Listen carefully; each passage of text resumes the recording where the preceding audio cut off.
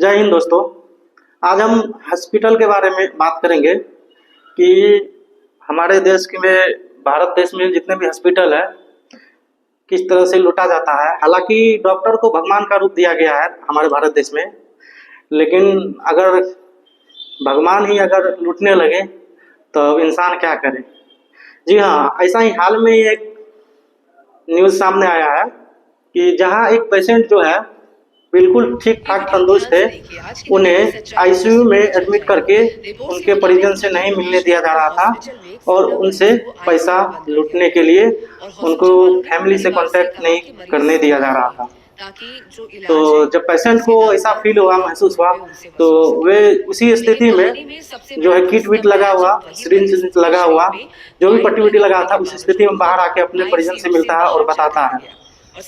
कि मेरे साथ ऐसे ऐसे हुआ, मैं ठीक हूँ, मुझे कुछ नहीं हुआ। तो जहाँ एक तरफ डॉक्टर का इतना मनमर्जी चल रही है, तो मेरा एक सवाल सरकार से है, क्या ये सही है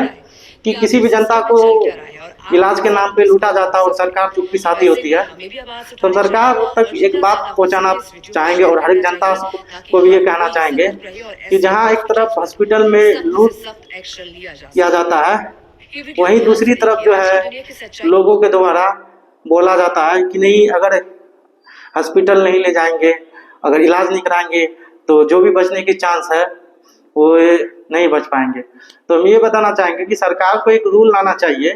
कि अगर किसी भी पेशेंट को अगर एडमिट करते हैं आईसीयू में या जो भी इलाज के दौरान अगर मृत्यु हो जाती है, तो उस पेशेंट का जो भी फीस होती है उस फीस को माफ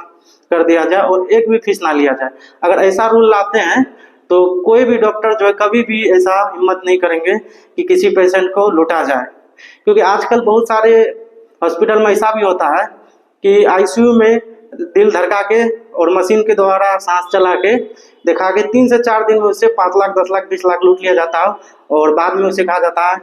आई am sorry, patient is no more. तो ये जहाँ तक का बात है कि ये एक तरफ का नाइंसाफी है और सरकार को भी इस पे एक्शन लेना चाहिए और हॉस्पिटल पे जांच बैठाना चाहिए, हर एक हॉस्पिटल पे, और टाइम टू टाइम जो है चेकिंग होना चाहिए क्या उसमें सही इलाज चल रही है या नहीं हो रही है। और जनता को भी एकजुट होकर के इस मुद्दा पे आवाज उठाना चाहिए। नहीं तो हमेशा जो है गरीब जनता जो है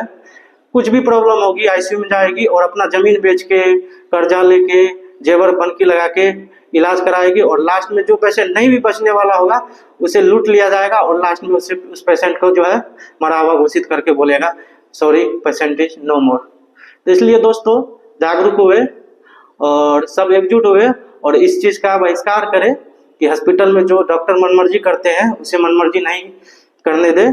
और जब सब जनता एक साथ होंगे तभी इस चीज में बदलाव आएगा। अगर कोई जनता एक साथ नहीं होंगे तो कभी बदलाव नहीं आएगा और हमेशा ऐसे गरीब और मिडिल क्लास के आदमी पिसते रहेंगे और उसको निचोड़ के जो है